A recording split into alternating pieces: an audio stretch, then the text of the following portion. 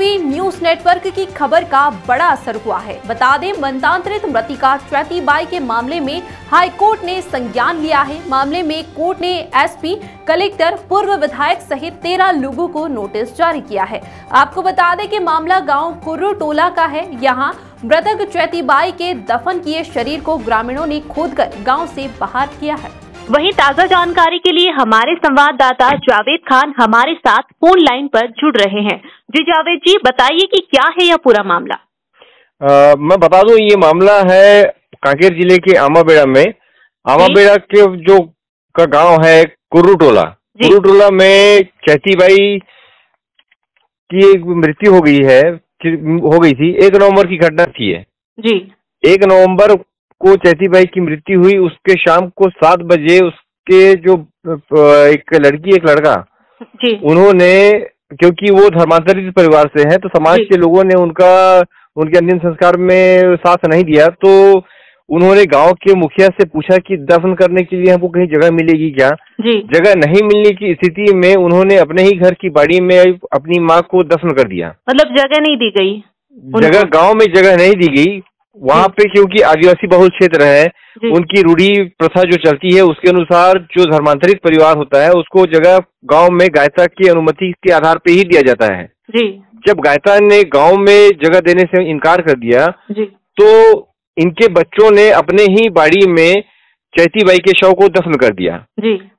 जिसकी जानकारी जब गांव वालों को हुई तो वहां तक मामला समाप्त खत्म हो चुका था। दूसरे दिन यह मामला तूल पकड़ा जब यह बात निकली बाहर और कुछ नेताओं को और कुछ जनप्रतिनिधियों को जानकारी मिली, जिसमें पूर्व भोजराज नाग, जो पूर्व भाजपा के विधायक रहे हैं, वो सहित अन्य और भी लोग थे जो बाहर से आमाबेड़ा पहुंचे और उन्होंने आमाबेड़ा थाने के सामने में धरना दे दिया कि धर्मांतरित महिला को गांव में दफन करने नहीं दिया जाएगा।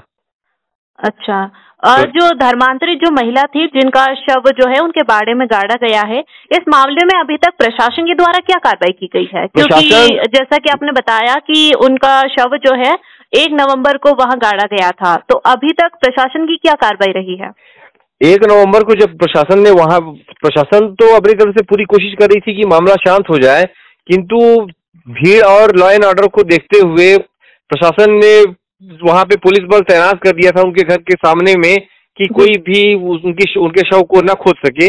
किंतु दूसरे दिन 2 नवंबर को काफी संख्या में भीड़ वहां पे एकत्रित हो गई। आदिवासी क्षेत्र के पूरे लोग वहां पे थाना के सामने घेराव कर दिए। रात को करीब 8-9 बजे तक वहां पे थाना के सामने धरना देते रहे। उनमें से कुछ लोग निकलकर चैती बाई के घर के पास गए और उन्होंने उस कब्र को आधा खोद दिया। ये बात जब प्रशासन को पता चली तो प्रशासन ने वहां पहुंचा और प्रशासन जाके उस कार्य को रुकवाया और वहां पे उसने अस्थायी रूप से झिल्ली डाल दी थी। अच्छा, क्या इस मामले में अभी तक परिजनों ने कोई याचिका दायर की है?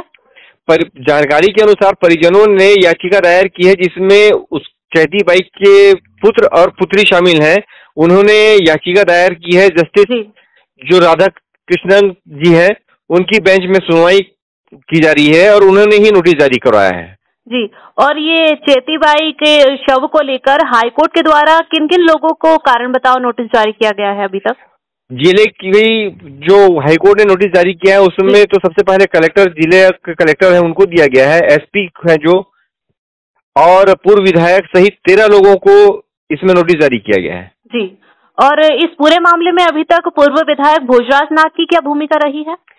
जी, भोजराज नाग शुरू से भाजपा समर्थित नेता थे और एक उनकी छवि हिंदूवादी नेता के रूप में भी मानी जाती है और आरएसएस से उनका काफी संबंध रहा है।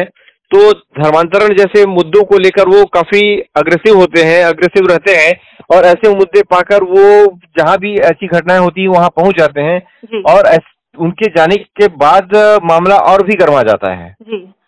और साथ ही तत्कालीन जो सरकार द्वारा इस कृत्य पर क्या प्रतिक्रिया आई है अभी तक? जी, यहाँ के जो स्थानीय विधायक अरूप नाग है उनका कहना था कि जो धर्मांतरित परिवार है और गांव वाले अगर उनको वहां पे शव दफनाने की जगह नहीं दे रहे हैं तो हर ब्लॉक मुख्यालयों में ईसाई समाज के लिए कब्रिस्तान के लिए जगह अलॉट करने के आदेश दे दिया गया है। कलेक्टर द्वारा भी आदेश दे दिया गया है ताकि ऐसी परेशानियों का सामना न करना पड़े दोबारा, और ऐसी स्थिति दोबारा उत्पन्न न हो। क्या इस मामले में अभी तक जो चैती बाई है उनके शव का अंतिम संस्कार हो गया है? जी, चैती बाई के शव का अंतिम संस्कार 5 तारीख को हुआ, 7 तारीख को हुआ, क्योंकि उनके परिवार का कोई भी सदस्य नहीं मिल रहा था। प्रशासन बिना परिजन के, चैती बाई के कोई भी परिजन के न मिलने की स्थिति में शव को यहाँ के डीप फ्रीज में रखा हुआ था। जी। जब उनके घर से कोई भी शख्स नहीं आया तो अंततः प्रशासन को चैती बाई के सम्मान को, शव को ससम्मान यहाँ पे अंतःगढ़ के ईसाई कब्रिस्तान में दफन किया गया। जी, मतलब इस पूरे मामले में 1 तारीख को चैती बाई की मृत्यु हुई और उनको गड्ढे में दफनाया गया, और उनका अंतिम संस्कार जो है 7 नवंबर को किया गया।